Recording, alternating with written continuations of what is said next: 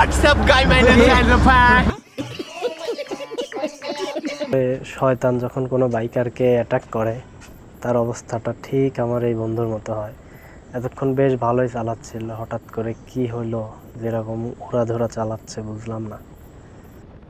তো যাই হোক, সেটা তার ব্যক্তিগত বিষয়, কারণ হয়তো সে এভাবেই তার রাইডটা এনজয় করতেছে।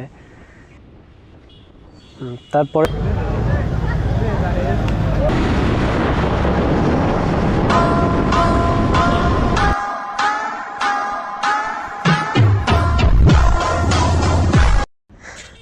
আসসালামু আলাইকুম everyone, this is S M সোহাগ।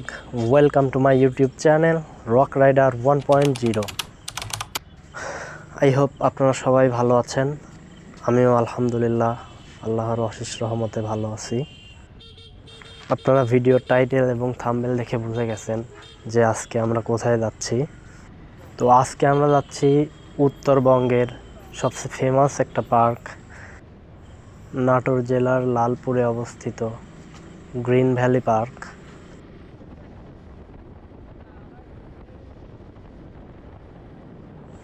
হঠাৎ করে শয়তান যখন কোনো বাইকারকে অ্যাটাক করে তার অবস্থাটা ঠিক আমার এই বন্ধুর মতো হয়। এতক্ষণ বেশ ভালোই চালাচ্ছিল, হঠাৎ করে কি হলো যেরকম উড়াধুরা চালাচ্ছে বুঝলাম না।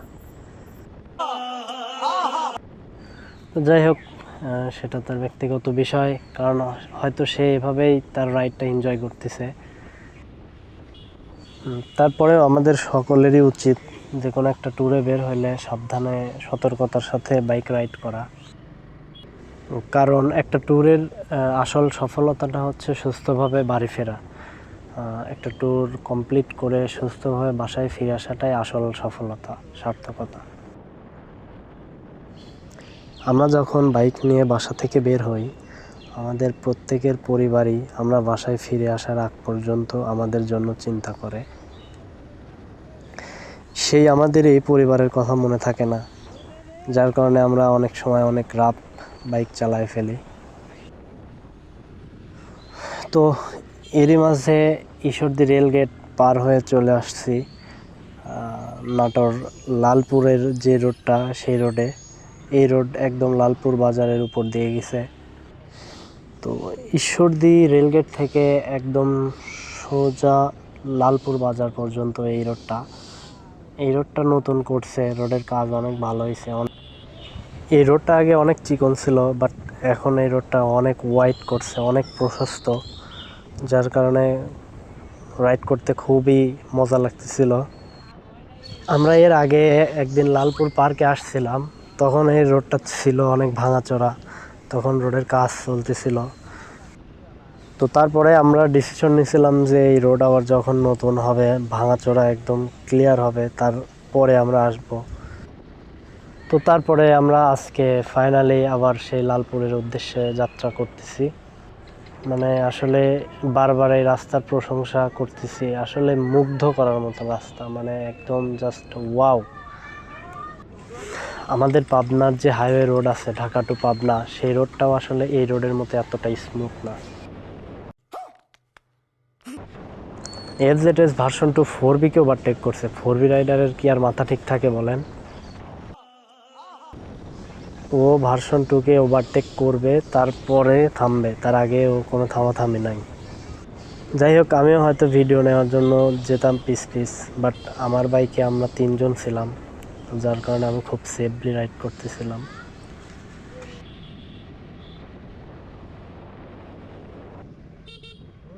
এরই মাঝে আমরা চলে আসছি লালপুরের মধ্যে। দেখেন রাস্তার দুই পাশে শুধু খেজুরের গাছ। এই লালপুর তো পাটারির জন্য বিখ্যাত, খেজুরের গুড়ের জন্য বিখ্যাত। এই লালপুরের পাটারি আমাদের পাবনাতে প্রচুর পরিমাণে যায়, প্রচুর পরিমাণে বিক্রি হয়। আপনারা কারা কারা লালপুরের পাটারি খাইছেন বা লালপুরের গুড়, কমেন্টে জানাবেন প্লিজ। তো বাম দিকে সাইনবোর্ড গ্রিন ভ্যালি পার্কের।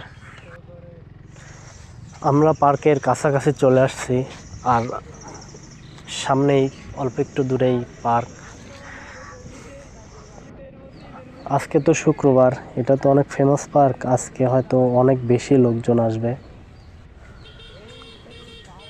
এখানে একটা অনেক বিশাল পুকুর, তো চমৎকার পুকুরটা দেখতে অনেক সুন্দর লাগতেছিল। গেটের বাইরেই যেরকম লোকজনের আনাগোনা দেখতেছি, তার মানে ভিতরে অনেক বেশি লোকজন আছে বোঝা যাচ্ছে। এটা ছিল পার্কের ফার্স্ট গেট রাস্তা থেকে ঢুকতে।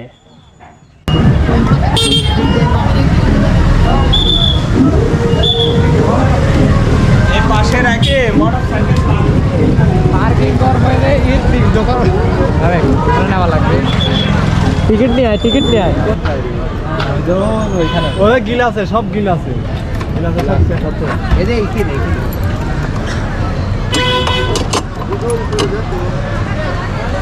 তারা আসতে অনেক। পার্কে আজকে প্রচুর বাইকার আসছে দেখেন, পার্কিং জোনে শুধু বাইক আর বাইক। তো আমাদের বাইকগুলো এখানে পার্কিং করে যাচ্ছি। এখানে তো বাইক পার্কিং এরিয়া ছিল, বাট এদিকে গাড়ি বা বাস, বড় গাড়িগুলার পার্কিং এরিয়া। অনেক অনেক গাড়ি আসছে দেখেন, মানে ট্যুরের জন্য বিভিন্ন জেলা থেকে আসছে। আমি ব্যবহার হোয়াটসঅ্যাপ গাই মাইনে চ্যানেল কি ব্যবহার হোয়াটসঅ্যাপ গাই মাইনে চ্যানেল।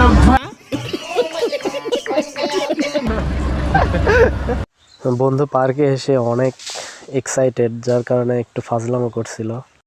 তো যাই হোক, বন্ধুর দুষ্টামিটা শেয়ার করলাম। ইতিমধ্যেই আমরা পার্কের প্রবেশের জন্য টিকিট ক্রয় করলাম।